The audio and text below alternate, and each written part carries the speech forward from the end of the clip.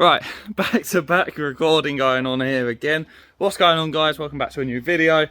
Now, like I said in the last one, we are with the Swift. The front FK coilovers have shit themselves well and truly. So she's bought all new lowering springs all round. So let's crack on.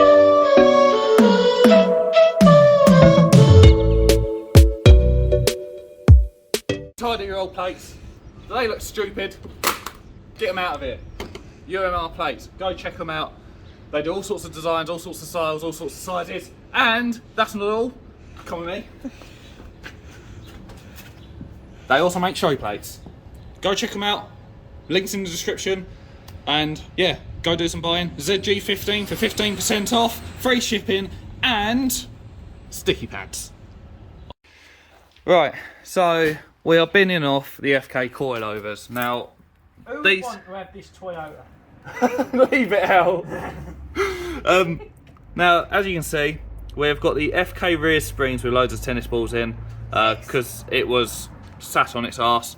They're going because, well, we was going to try and sort this properly. The tennis balls were just a temp fix, so I'm fucking glad these are going. But yeah, we're now moving on to just some general lowering springs. So you got the fronts in the box. These are the rears. We're using our old shocks. They're in all right condition. It don't actually look like they are leaking, which is quite nice. The top mounts were an advisory on the last MOT, but they're not half as bad as the ones on the FKs. So yeah, we already know how to take these rear ones off. It's quite straightforward, quite easy to do.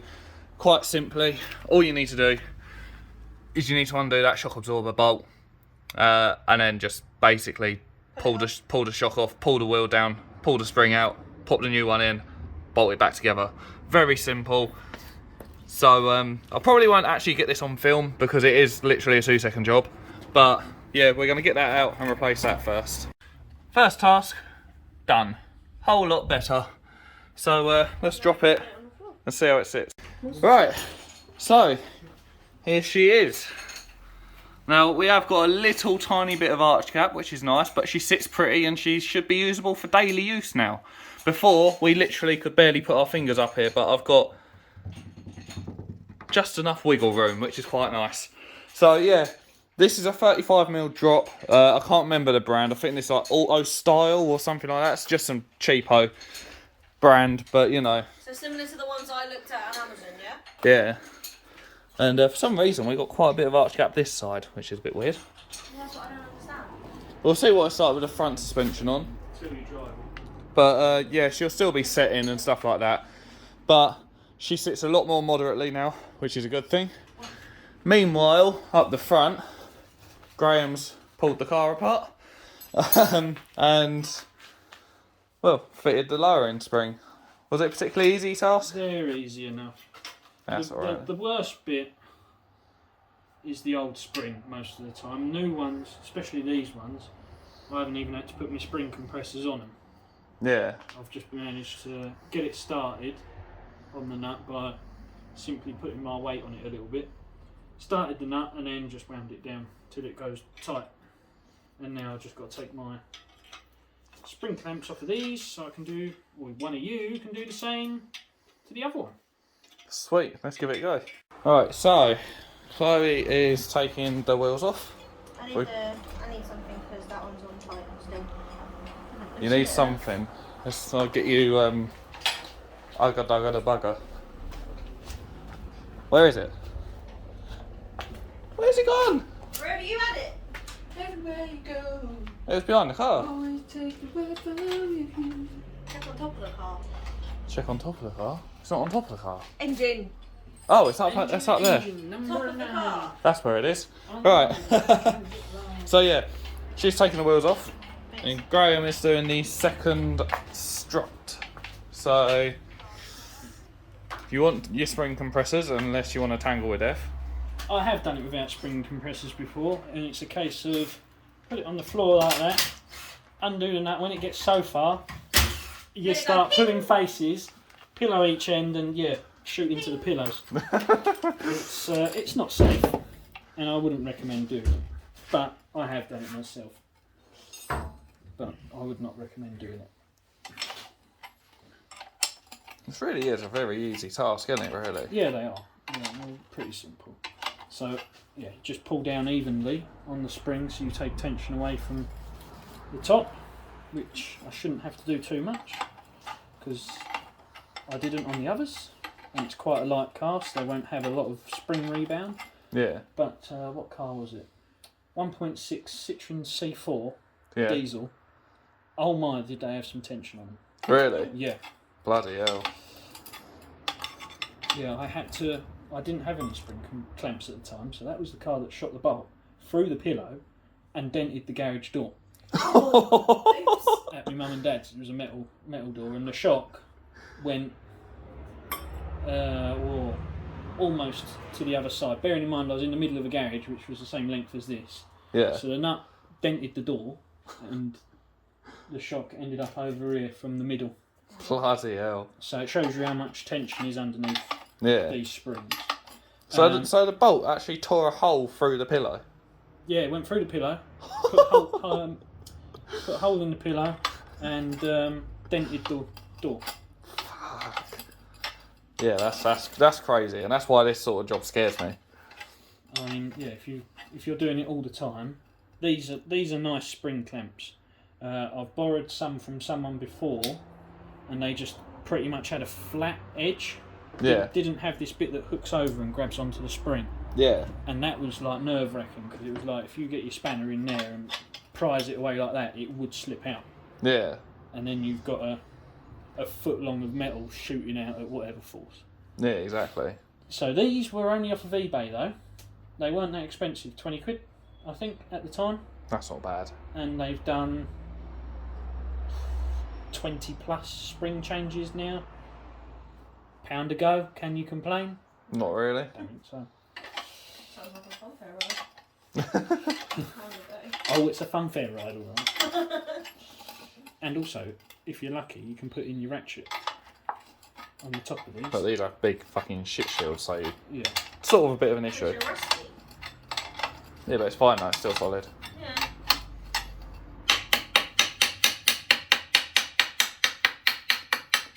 It's just that Solid enough, yeah.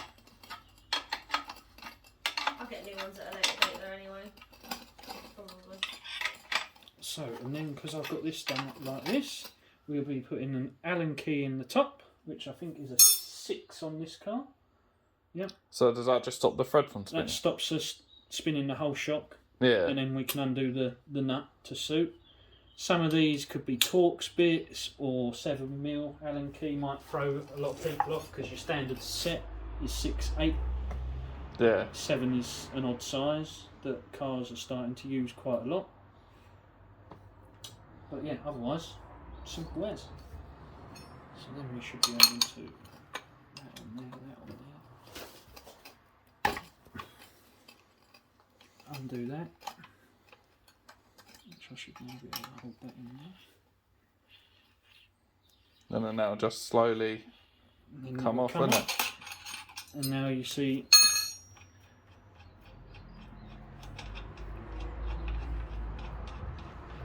take that off the top.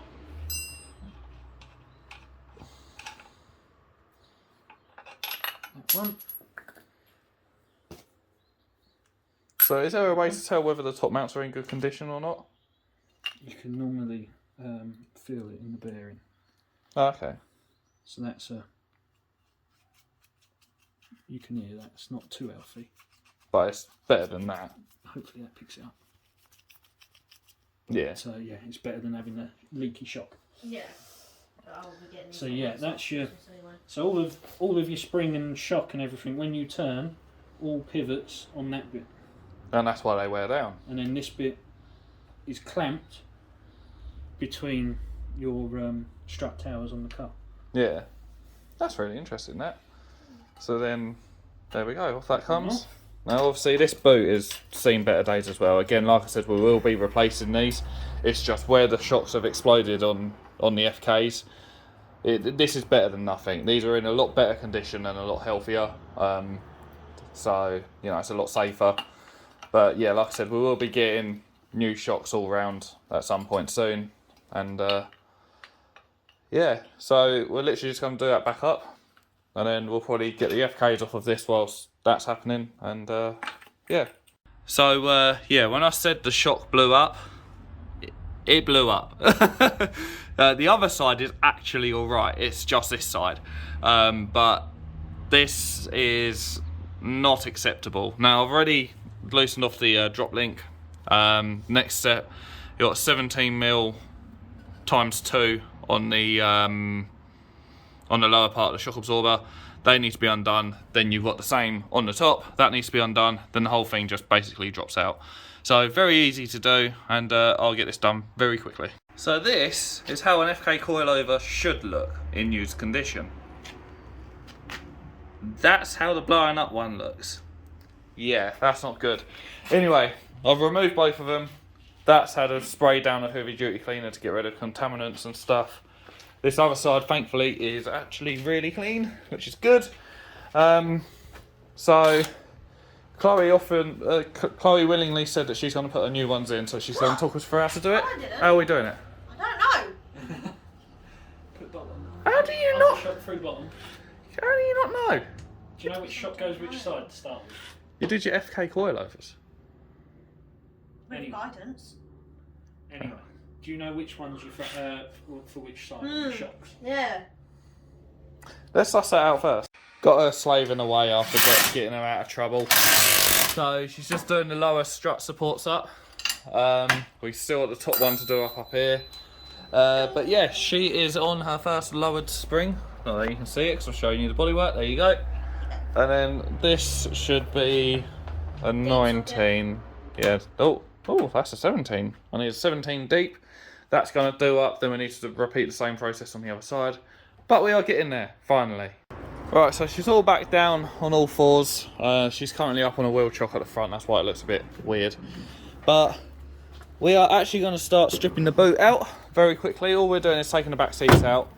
Whole reason being is because we are going to be doing a boot build, like just a clean little false floor sort of boot build. So they're going to come out, and then I think we're probably just going to lay them loose and then scrap them. And then, yeah, that's practically going to be about it. Right, garage is nice and empty. Car is out of it. As you can see, she sits way, way better than she did. I'm better. I felt that a lot more. There we go, look at that. 35mm drop is what we've done on it. And for once it actually sits nice and even. Now it will probably still be settling ever so slightly because we have got the drive home to do now. All the interior is ripped out the back and is actually stored in there for now as well. But yeah, no, she looks good. So I still think I'm going to get some smaller profile tires. I think we are probably finally going to go home.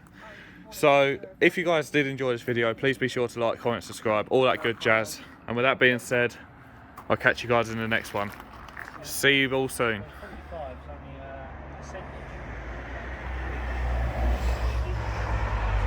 a percentage.